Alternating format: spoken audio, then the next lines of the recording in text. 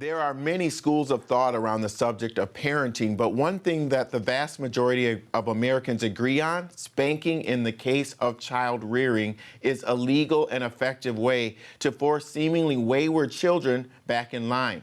But one expert and author on the subject says corporal punishment is setting America back, emphasizing the adverse effects she believes it's having on African Americans. Stacey Potter is the author of Spare the Kids, Why Whooping Children Won't Save Black America, and she joins us today. Welcome to you. Thanks for having me. Really good book, your first one as well.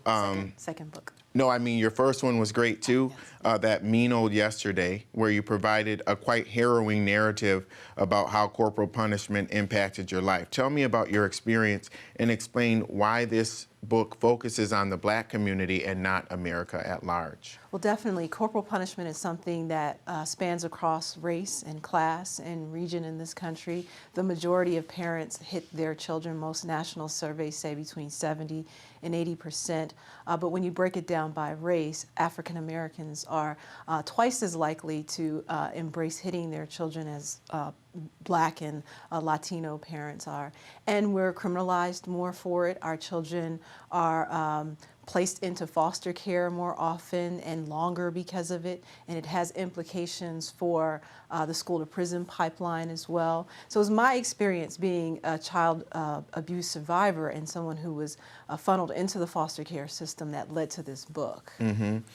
You have an amazing story, by the way. You're a professor and you're an author and all kinds of things, dedicating your life back to this cause. Yes.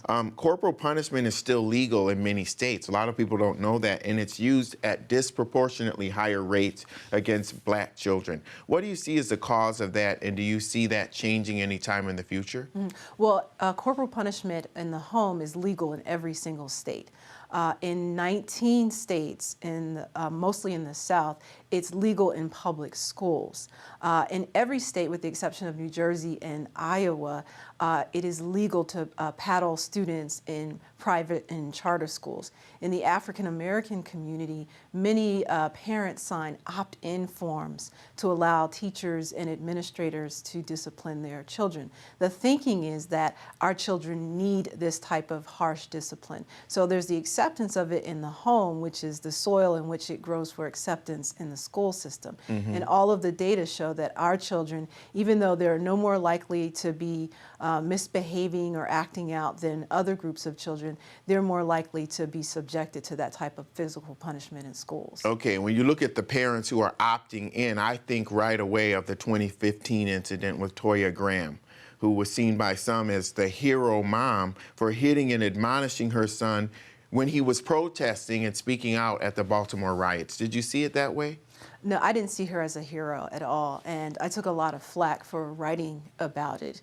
And in any other situation, she may have been, been subject to arrest for assaulting a child, but because this was in the middle of a race riot, and her actions were serving the interests of public order, so to speak, she became a hero.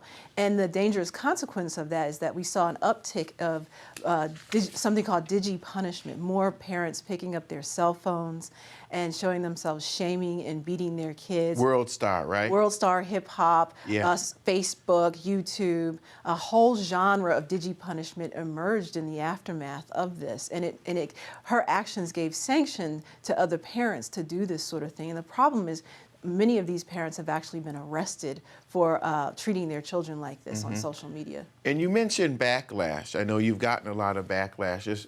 I want you to talk a little bit more about that. But also, is that because of this sort of celebratory kind of worshiping of child spanking and punishing kids physically in the Black community, and where does that come from? I believe that there are a lot of people who you talk to who will say that they have become the good person that they are today because somebody whooped them as a child. They're not in jail, they're not in the streets, they're law-abiding citizens, but they don't realize that they're actually co-signing a long racist narrative that says the only way to make Black people civilized, law-abiding people is to process their bodies through through pain.